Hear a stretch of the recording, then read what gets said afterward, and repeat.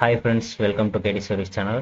இதில் EB meter எதுக்காக காட்டுறேன் அப்படின்னா, இந்த இபி மீட்ரு வந்து இதிலேருந்து அவுட்டில் வந்து எப்படி வந்து அதாவது ஒரு சின்ன அளவு கரண்ட் வந்து லீக்கேஜ் ஆனாலும் இது வந்து நோட் பண்ணிடும். அதுக்கு சேர்த்தா நம்ம கரண்ட் பில் வரும்.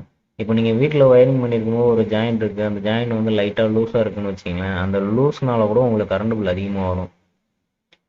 அது அதுவும் இல்லாமல் இந்த மீட்டர்லேருந்து இப்போ நாங்கள் வந்து இப்போ வீட்டில் வந்து எப்படி யூஸ் பண்ணியிருக்கோம்னா, 3 வீட்டுக்கு ஒரே இன்வெர்ட்டர் வச்சு யூஸ் பண்ணியிருக்கோம். அதை பற்றி தான் நான் இந்த வீடியோவில் சொல்லலான்னு வந்திருக்கேன். இப்போ 3 மீட்டரில் வந்து ஒரே இன்வெர்ட்டர் வச்சு நாங்கள் யூஸ் பண்ணுறதுனால, இப்போ பவர் சப்ளை இருக்கும்போது நியூட்ரல் வந்து அந்தந்த வீட்டில் இருந்தே தான் எடுத்திருக்கோம். மெயின் மட்டும்தான் இன்வெர்ட்டர்லேருந்து வரும்.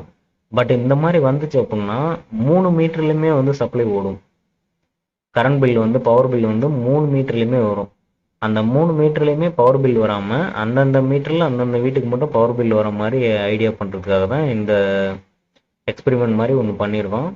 இது வந்து நாங்கள் எங்கள் வீட்டில் யூஸ் பண்ணுறோம். இதனால் வந்து கரண்ட் பில் வந்து அதிகமாக வரதை வந்து தவிர்க்கலாம்.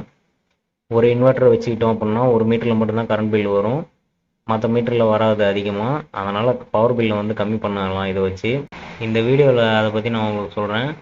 என்னடா சொல்கிறேன்னு சொல்லிட்டு ஃபோன் பாக்ஸை கட்டுறேன்னு பார்க்காதீங்க. நான் இந்த ஃபோன் பாக்ஸ்க்குள்ளே தான் அந்த ஜாமான்லாம் வச்சுருக்கேன். வச்சு இதையே நான் வீட்டில் வந்து செட் பண்ணிட்டேன்.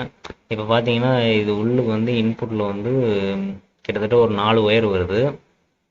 4 ஒயர் எது எதுக்கு கொடுத்துருக்கேன்னு சொல்கிறேன். இதில் என்னென்ன யூஸ் பண்ணியிருக்கேன்னு பார்த்தீங்கன்னா, ஒரு 12 வோல்ட் காயில், அதுக்கப்புறம் இந்தாண்டு இருக்கிறது வந்து ரிலே. இது வந்து 25 ஆம்ஸ் தாங்கும் இந்த ரிலே. அது இல்லாமல் இந்த 12 வோல்ட் காயில் வந்து ஏசி சப்ளை கொடுப்போம். அதுக்காக மெயின் நியூட்ரல் 2 ஒயர் வருது. இப்போ இந்த ஏசி சப்ளை வந்து இந்த ரிலே வந்து டிசியில் தான் வேலை செய்யும். அதனால் இந்த காயில் 12 வோல்ட் காயில் கொடுத்து டிசி 12 வோல்ட்டுக்காக அதை கன்வெர்ட் பண்ணுறதுக்காக இந்த காயில் வச்சுருக்கோம்.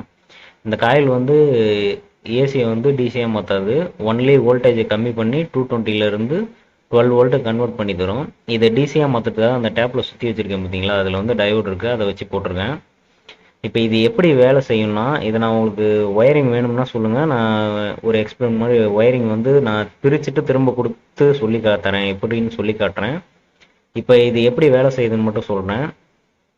இதில் பார்த்தீங்கன்னா இந்த ரிலே இருக்குல்ல, இந்த ரிலேயில் வந்து நான் ஆல்ரெடி 2 பேஸ் 3 பேஸ்க்கு எப்படி செட் பண்ணுறதுன்னு சொல்லியிருந்தேன். அதே மாதிரி தான் இதுவும் வேலை செய்யும். இப்போ பவர் இருக்கும்போது ரிலே மூலயமா வந்து சப்ளையில் தான் வந்து மீட்டரோட சப்ளை போகும். அதாவது எப்படின்னா, பவர் கட் ஆகிடுச்சு அப்படின்னா ரிலே வந்து ஆஃப் ஆகிடும். ஆஃப் ஆகும்போது என்ன ஆகும்னா, நான் இன்வெர்ட்டர் ஒயர் வந்து மேலே கொடுத்துருக்கேன். ஆஃப் ஆன உடனே இன்வெர்ட்டர் சப்ளை வந்து எனக்கு வீட்டுக்கு வர ஆரம்பிச்சிடும், எல்லா லைட்டுமே எரியும். அதேமாதிரி பவர் வந்த உடனே இந்த ரிலே வந்து ஆன் ஆகும். ஆன் ஆகிறதுனால எனக்கு டைரெக்டாக மெயின் சப்ளை வந்துடும். இதனால் எனக்கு என்ன யூஸ்னால், இப்போ பவர் இருக்குன்னு வச்சிங்களேன், பவர் இருக்கும்போது நான் இன்வெர்ட்டர் கொடுத்தேன் அப்படின்னா இன்வெர்ட்டர் வந்து டைரெக்டாக போகும். டைரெக்டாக சுவிட்ச் பாக்ஸுக்கு வந்து இன்வெர்ட்டரோட சப்ளை வரும். நான் நியூட்ரல் வந்து தனியாக இழுக்கிற மாதிரி இருக்கும்.